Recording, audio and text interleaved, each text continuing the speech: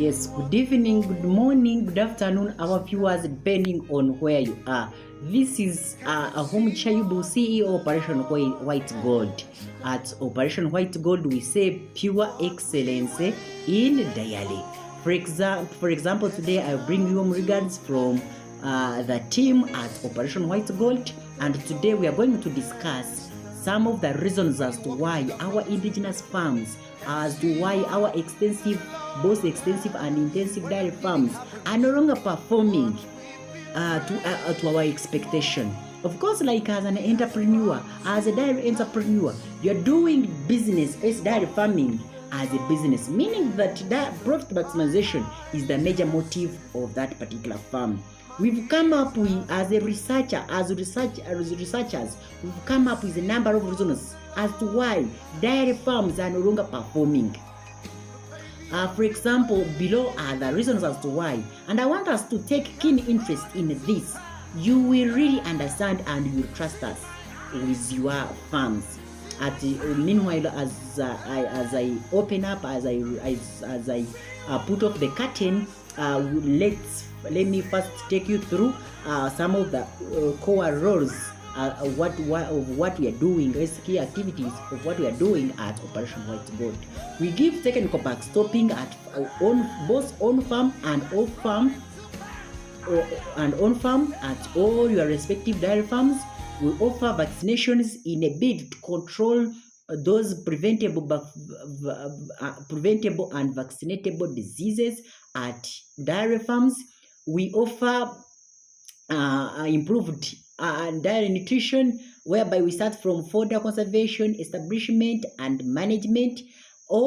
Everything, farm planning and layouts, everything concerning concerning dairy farming as a business, we offer them. You can follow us on various YouTube channels, our YouTube channel at Operation White Gold, TikTok channel at Operation White Gold. Yes, you can call me. Yes, you can call us at 777-891-699. You can use that very number still for WhatsApp. We shall get back to you and we shall give you the package as it should be. So today, as we embark on our topic, the reasons as to why dairy farms are no longer performing as expected.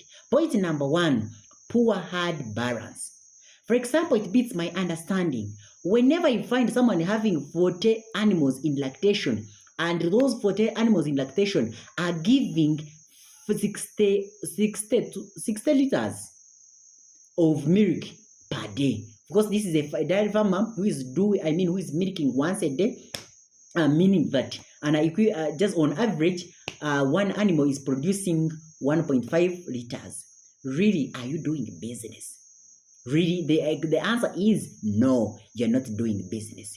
Why would you keep with an old cow, with an aged cow on your farm when it is not producing good enough milk?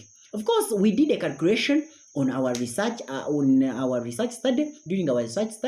We found that only 10 animals were contributing to those liters of milk. The rest were just wizarding around. And really, it triggered me enough to come and train you on what should be clear herd balance. Of course, under normal circumstances, if you are having 40 animals in lactation, you're supposed to know in one acre. For example, if in excellent pastures, you're supposed to keep 8 heads of cattle in 1 acre. So meaning that you need to get a calculation of how many animals am I having, and in 1 acre, how many animals am I supposed to be having. Then in addition to that one, you are supposed to have 20% of 40 animals, those which are dry cows, in order to have a herd balance. In addition to that one, make sure the pregnant heifers, which would work as replacement stock to those animals which are aged, to be 16% of lactating animals. In addition to that one, you need to have young heifers, which is 20%. Then in addition to that one, you need to have the first category, which is female calves, which are supposed to be 25% of lactating animals. In addition to that one, so if you are done with that, really you are having a herd which is balanced. Then sometimes you ask me, Mr. Or CEO Operation White Gold, what can I do to the heifers which are born? I know a heifer at the farm, it is gold. It is so precious. You don't want to lose it. But in this regard, you can as well look at diversifying your farm, whereby you can introduce a brand bull to act. I mean to produce animals on you, beef breeds on your farm, so that the products that are born, which is 50% Frisian and 50% Boran, which is a good breed in this, of course it's called a cross. You have to take it for those people who are doing bull fattening and animal fattening for beef production. Then from there, your stress will be no more. You will enjoy that one. Then another challenge which I met were the poor feeds. Most animals, let me tell you, the farmers, dairy farmers, let me tell you this one. We have gold that were given to us, which is none other than indigenous pastures.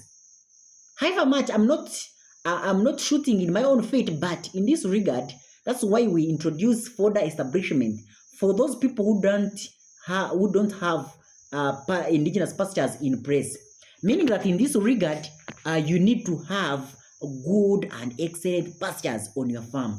This is precious, and if you have access to them, if you have them at your farm, you are free to go. You will not need supplementation. You will have to produce.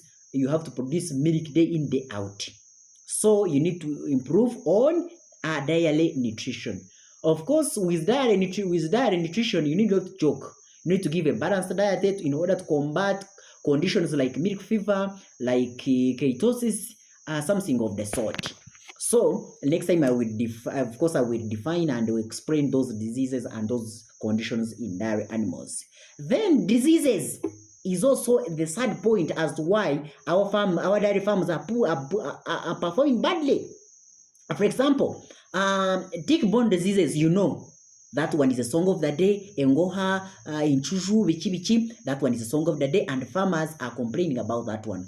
But that one, I will bring a content, and if you need that content of the 10 golden rules in a bid to control tick-borne diseases on your farm, I will give you, I have the best, and you will really trust us with your animals. Then mastitis, efumbi yomhako. That mastitis is very dangerous to dairy farms, and it has caused a lot of challenges. And actually, when I was in Denmark, when I read literature in Canada, in India, the major challenge with them, the major challenge that they are facing right now, it is mastitis, especially subclinical mastitis on their dairy farms. Then calf scores is also a challenge. Calf scores, whereby it increases on mortality rates, meaning that replacement stock will be scarce. Then there are challenges to do with metritis, those reproductive health diseases that affect the dairy animals. You need also to talk about, you need also to address them by making sure you improve on your hygiene, and everything will be so kawa. Then there is helminth, especially to our indigenous farms. Helminth is the white njoka. Of course, they are in 3 categories, whereby you have cestodes, trematodes, and nematodes.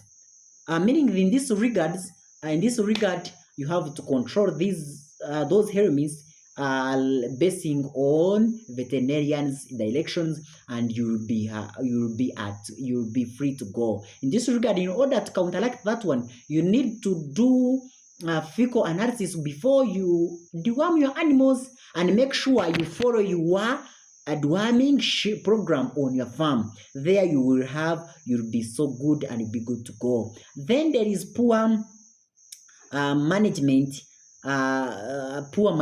in particular. These farms, sometimes you find it is a joint farm, whereby there are various partners in this farm, and you find someone who is in charge of these animals, which is white gold, is a P2, in one or the other may call, is a P2 dropout. someone, of course, that person is good, is trying his best. But in this regard, you need to have someone, you need to have expertise in dairy farming. Because if you have someone who has at least a diploma as a certificate, he or she will help you to have projections to make sure the vision of the farm are done what? Are implemented in this regard. So in addition to that one, then I'm talking about the issues to do with